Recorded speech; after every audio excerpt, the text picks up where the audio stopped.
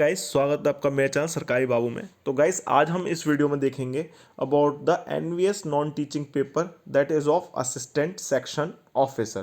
पहले इसका नाम असिस्टेंट होता था, अभी रिसेंटली नोमेनक्लेचर चेंज करके इसको एएसओ बना दिया है, जिसका लास्ट टाइम पेपर 2019 में हुआ था under nomenclature of assistant. And you can see the schedule of the exam that is for 2.5 our.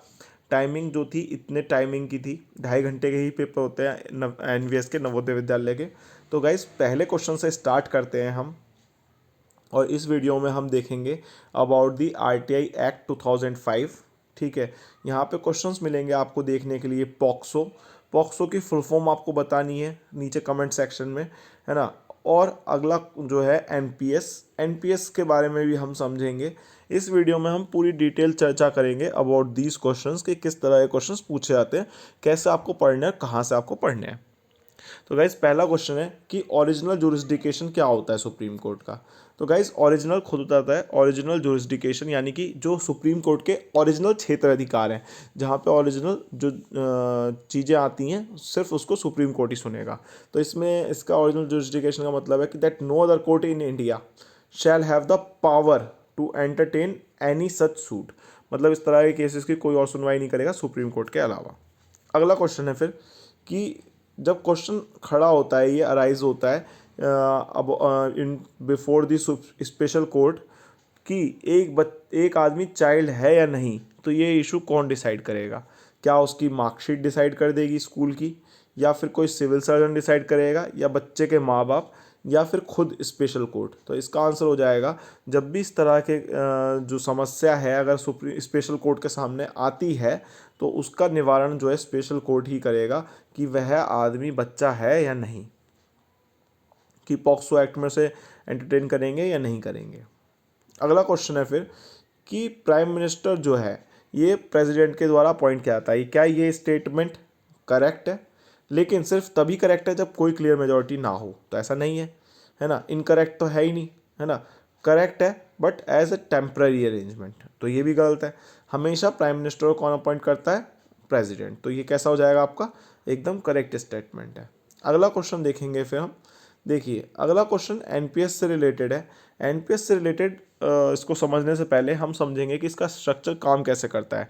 NPS new pension scheme है जिसके अंडर 10% एम्प्लॉय का कंट्रीब्यूशन कटता है ना। पहले 10% ही गवर्नमेंट का डलता था, लेकिन अभी 2019 के चुनाव के दौरान जो है ये 14% कर दिया गया था। तो मतलब 10% एम्प्लॉय का कटता है, 14% सरकार डालती है। ठीक है ना। जिसका रिटायरमेंट के टाइम पे आपको पैसा मिलता है एज ए पेंशन। ठीक है गाइज, अब इसमें जो पैसा आपका जुड़ता जाता है, जैसे आपकी 100 रुपये सैलरी, तो 10 रुपये आपके कटते जाएंगे, आपको नेट सैलरी जो है 90 रुपये मिलेगी। तो ये पैसा आपका जुड़ जाता है। 10 रुपये आपके कट रहे हैं, 14 रुपये सरकार डाल रही है, यानी 24 रुपये आपके एनपीएस में इकट्ठे होते जा रहे हैं, है ना। तो अब कुछ समय बाद एनपीएस में इस तरह के व्यवधान किए हुए हैं, प्रावधान किए हुए हैं कि आप जो है इसको निकाल सकते हैं, लेकिन कितने साल बाद? मिनिमम 10 ईयर्स के बाद।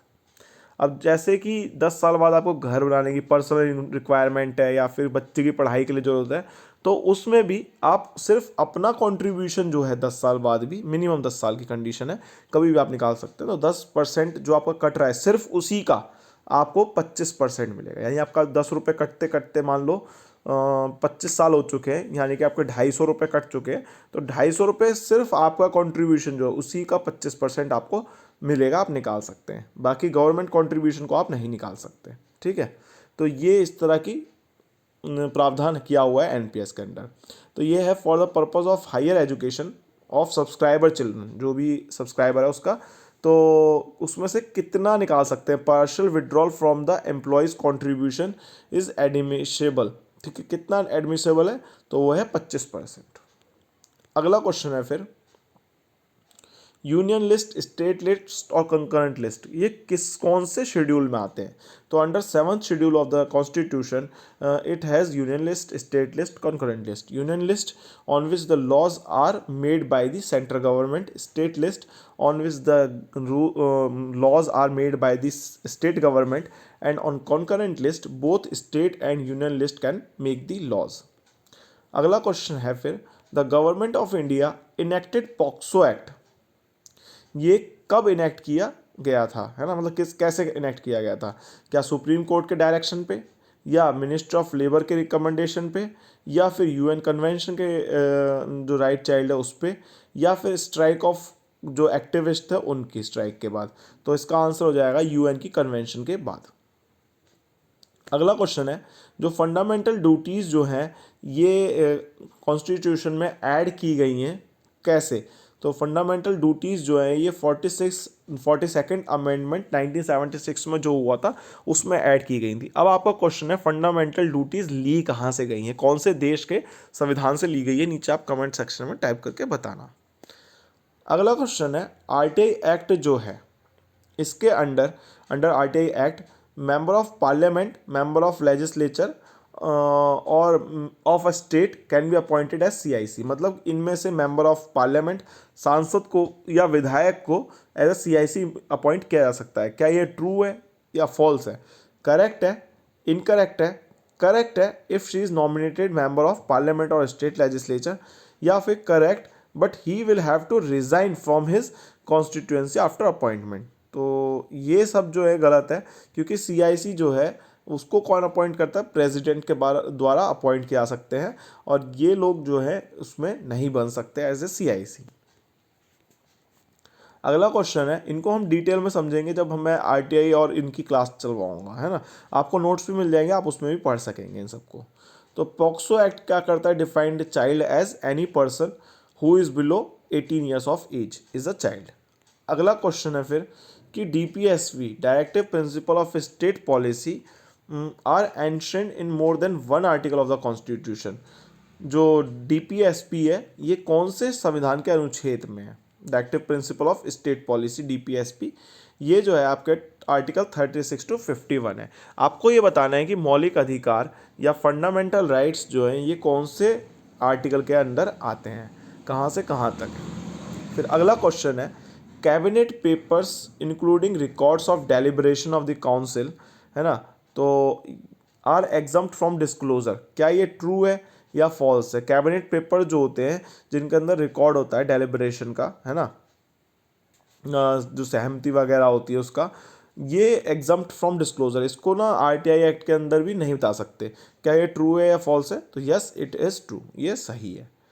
अगला क्वेश्चन फिर है कि किस ग्राउंड पे इमरजेंसी लगाई गई थी 1975 में। तो आपको पता ही है 1975 में जो है पहले बाह्य आक्रमण की स्थिति होती थी, अब इसमें एक शब्द और जोड़ दिया गया था, वो था इंटरनल डिस्टर्बेंस, यानी कि अंदर जो है उठा पटक के चलते ये इमरजेंसी लगाई गई थी, ये ग्राउंड था। फिर अगला क्वेश्चन है, एनपीएस के 2 टायर होते हैं, ऑब्वियसली सबको पता है, टायर 1 एंड टायर 2 अकाउंट होते हैं। Contribution to both tier 1 and tier 2 is mandatory, false, दोनों में जरूरी नहीं होता, टायर 2 में भी मैंडेटरी नहीं होता, टायर 1 ऑप्शनल नहीं है, ये लेना ही पड़ता है, contribution to tier 1 is mandatory. ये जो है आपका सही आंसर हो जाएगा, टायर 1 में आपको कटवाना ही पड़ेगा, है ना, आपको अपनी सैलरी कटवाएंगे तभी जो है ये मतलब चलेगा आपका अकाउंट। फिर अगला क्वेश्चन है फिर which of the following is software use to prevent, detect and removal of malicious program from your computer system. Computer के लिए अलग से मैं ले आऊँगा किस तरह के क्वेश्चन पूछे गए हैं, आप देख सकते हैं किस तरह का क्वेश्चन आया, मैं थोड़ी देर के लिए पॉज कर दूंगा वहाँ पे, है ना, कंप्यूटर का अलग से एक क्लास कर लेंगे। फिर अगला क्वेश्चन है, directive principle of state policy are under which part of the constitution. तो पार्ट 4 के अंडर है directive principle of state policy. अब इसमें एक क्वेश्चन का और आंसर करना है कि ये फंडामेंटल राइट्स जो है ये कौन से पार्ट में आते हैं। फिर अगला क्वेश्चन जो है वो ये है कि आरटीआई एक्ट डिफाइन करता है सेवरेबिलिटी क्लॉज को, है ना, विच एसेंशियल मीन्स, जिसका मतलब क्या है कि denying the information all together. तो आपको सेक्शन 10 पढ़ना पड़ेगा, अगर आपने पढ़ रखा होगा तभी आप बता पाएंगे कि सेवरेबिलिटी क्या होती है, क्या क्लॉज है, जिसका मतलब क्या होता है। तो सेवरेबिलिटी होता है कि denying the information all together, पूरी इंफॉर्मेशन को ही मना कर देना। कौन से सेक्शन के अंदर है, सेक्शन 10 के अंदर। फिर अगला क्वेश्चन है, इंटरेस्ट जो मिलता है अंडर द एनपीएस, है ना, ये कौन डिसाइड करता है, earning wealth, IRDA, market forces या कैपिटल सेंट्रल गवर्नमेंट। तो गाइस सेंट्रल गवर्नमेंट डिसाइड करता है कि इंटरेस्ट कितना होगा एनपीएस के ऊपर। फिर अगला क्वेश्चन कंप्यूटर का है, RISC देख लेना, थोड़ी देर के लिए रोक दिया है मैंने वीडियो, आप इसको देख लीजिए, समझ लीजिए किस तरह कंप्यूटर का क्वेश्चन आता है। फिर अगला क्वेश्चन है, कौन से आर्टिकल के अंदर ऑफिशियल लैंग्वेज को मेंशन किया हुआ है कि union shall be Hindi in Devanagari script. तो इसका आंसर हो जाएगा आर्टिकल 343। इसमें एक्सेप्ट किया है ये हिंदी कि हिंदी जो है एक ऑफिशियल लैंग्वेज होगी, राजभाषा होगी।